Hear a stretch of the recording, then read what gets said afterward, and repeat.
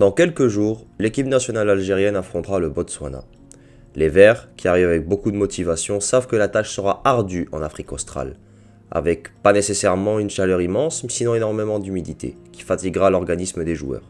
Rajoutons aussi la contrainte du mois sacré du Ramadan, où plusieurs joueurs se présenteront à jeun sur la pelouse de Francistown.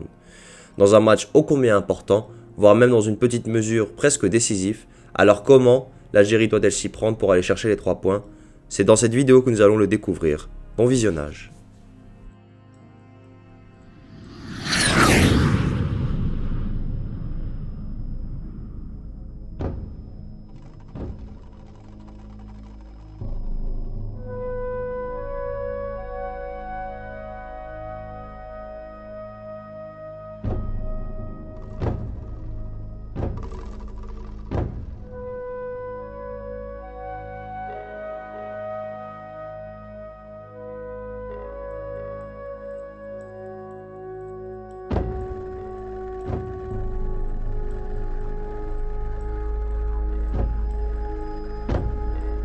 Pour commencer, on doit parler des conditions de jeu qui seront rudes pour les Verts, avec des températures qui vont fatiguer les organismes. Beaucoup d'humidité présente avec une chaleur plutôt importante, avec des conditions similaires rencontrées à Malabo, en Guinée équatoriale, quand les Verts s'étaient déplacés en novembre dernier. Ainsi, les joueurs devront être préparés quelques jours à l'avance pour s'habituer au climat de l'Afrique australe. L'adaptation envers le climat sera importante pour ne pas être surpris en terre botswanaise et être prêt à jouer sur la pelouse de Francistown.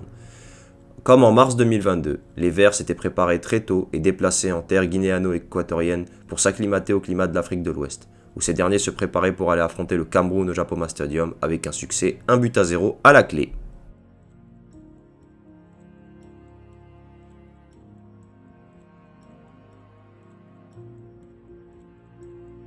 Le 21 mars 2025, l'Algérie affrontera une équipe plutôt coriace et qui est réputée comme étant très rugueuse. Ainsi, le jeu des Verts devra par moments être pragmatique, où la gestion de la rencontre devra être importante.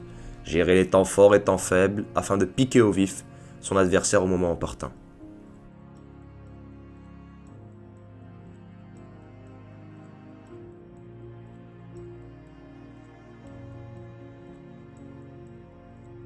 Pour cette rencontre, l'Algérie fera face à une équipe très physique, qui se base beaucoup sur les transitions et contre-attaques. L'aspect défensif devra être irréprochable pour les guerriers du désert, afin de contrer l'opposition. La bataille du milieu de terrain sera tout aussi importante, où il ne faudra être irréprochable, surtout dans le jeu sans ballon. Je pense notamment à un double pivot qui devra gagner plusieurs de ses duels, avec bien évidemment des garçons tels que Ismaël Benasser, où le néo-marseillais devra comme toujours tenir la baraque. Benasser peut tout faire, que ce soit dans l'aspect offensif où sa technique lui permet de faire la différence, son jeu sans ballon quant à lui était précieux, qui permet à son équipe d'être plus serein à l'heure des transitions adverses. Avec lui, des hommes tels que Himed Abdelli auraient un apport bénéfique. Ce dernier excelle dans l'organisation balle au pied ainsi que le jeu sans ballon qui est tout aussi important. Les 60 premières minutes seront ainsi, gagner ses duels, gérer les efforts et attendre le moment opportun. Ainsi, faire rentrer du sang neuf au milieu avec des profils plus techniques à l'heure de jeu, tels que Hichem Boudaoui, qui aura un impact immédiat, ainsi que Ahmed Kendoussi, qui apportera en plus une technique importante, que ce soit pour aller vers l'avant ou conserver le ballon en fonction de la rencontre. Les attaquants devront être chirurgicales devant les cages, car les occasions ne seront pas abondantes, ou avec des miettes il faudra réaliser un véritable festin. Avec des joueurs comme Mohamed Lamine Amoura qui pourra profiter de la fatigue de l'opposition vers la 60e minute afin de tuer la rencontre d'un point de vue offensif. De même pour un autre joueur qui se nomme Saïd Brahma qui a appris à être décisif en sortie de banc du côté de Lyon. De même pour Riyad Mahrez qui pourra gérer le tempo offensif et d'un coup de patte ou de génie être décisif. À l'instar d'un Youssef Belaïli qui fait son retour en équipe nationale algérienne et qui connaît très bien cette équipe botswanaise.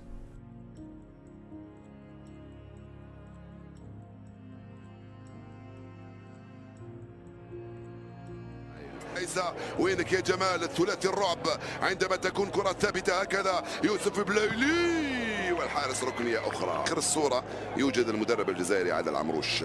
يوسف بلايلي مرة ثانية جول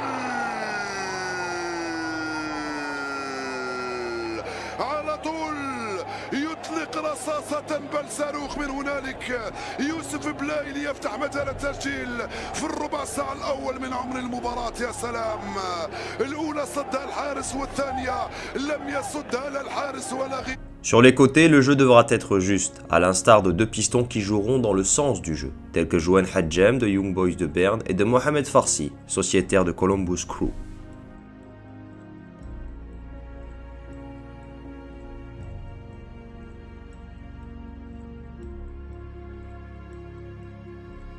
Pour ce qui est de notre adversaire, le Botswana a réussi à se qualifier à la CAN après avoir réussi à atteindre la messe du football continental en 2012.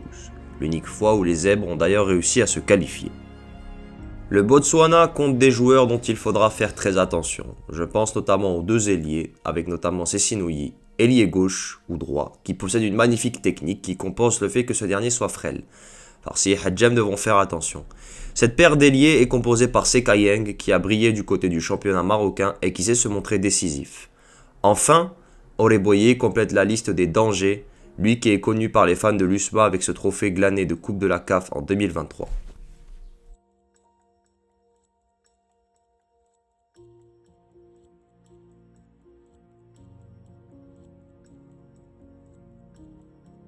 Le Botswana est une équipe qui concède beaucoup d'occasions, à l'image de cette lourde défaite infligée par l'Égypte 4-0 à domicile. Néanmoins, les Zèbres ont appris à être pragmatiques et convertir le peu d'occasions qu'ils peuvent avoir. À l'instar de cette double confrontation gagnée face au Cap-Vert, dernier quart de finaliste de la dernière CAN, qui va permettre aux Zèbres de se qualifier à la CAN 2025. Ce qu'il faut mentionner, c'est que le Botswana a un nouveau coach, en la personne de Morena Ramoreboli. L'entraîneur sud-africain qui a déjà eu de bons résultats sur la scène continentale, notamment avec des clubs botswanais en Ligue des Champions de la CAF, semble avoir donné un second souffle à cette équipe botswanaise, proposant plus de jeux lors du match nul face à la Mauritanie, où le Botswana a montré de belles dispositions dans le point de vue tactique, avant de résister avec vaillance face à une équipe certes remaniée mais compétitive des pharaons en terre égyptienne, où les Zèbres arrachèrent leur qualification. Effet placebo ou changement drastique, ce qui est sûr, c'est que les Botswanais arriveront avec des intentions bien meilleures face aux guerriers du désert. Pour cette rencontre cruciale, la cohésion ainsi que la cohérence collective seront très importantes. Dans ce cas de figure, Petkovic essaiera de faire initier les joueurs qui ont l'habitude de jouer ensemble. Alexis Gendouzi dans les cages, Ben Sebaini, Issa Mondi et Mohamed Madani dans l'axe, dû notamment au forfait de Mohamed Amin Tougaï et dû au fait qu'il faut maintenir des automatismes. Farsi en piston droit, tandis que Hadjem exercera la même fonction à gauche. Dans un double pivot, nous aurons droit à Ismaël Benasser et Himed Abdelli. Riyad Mahrez en numéro 10 avec un duo en attaque de Saïd Barrahma accompagné du Marseillais Amin Gouiri. Pas de neuf pur dû au forfait de Bardad Bounjah et l'absence de Ayman Mahious qui était pressenti pour être dans la liste finale. Amoura en sortie de banc pour dynamiter la fin de rencontre. Ahmed Kendoussi et Hichem Boudaoui pour le point de vue purement technique. Chiacha lui donner des minutes si la rencontre est acquise. Et si le match a besoin d'être remporté, faire rentrer un garçon tel que Anis Hadj Moussa pour électrifier le côté droit. Alhamdoulilah, on est content. C'est un match compliqué quand même, hein. Avec ce déplacement au Botswana, après le Mozambique. On joue en plus en journée, vous m'avez dit, on joue en soirée. Ça va être dur là-bas.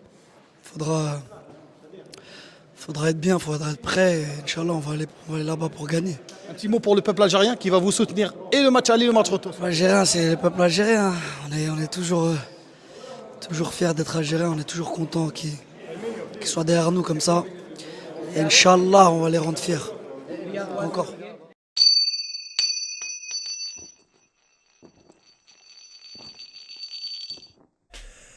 Voilà, merci d'avoir suivi cette vidéo. N'hésitez pas à débattre dans le respect, bien sûr, si vos idées tactiques sont différentes, afin d'échanger nos points de vue. Sur ce, je souhaite de la réussite à l'équipe nationale algérienne pour cette date FIFA, et je vous dis à très vite.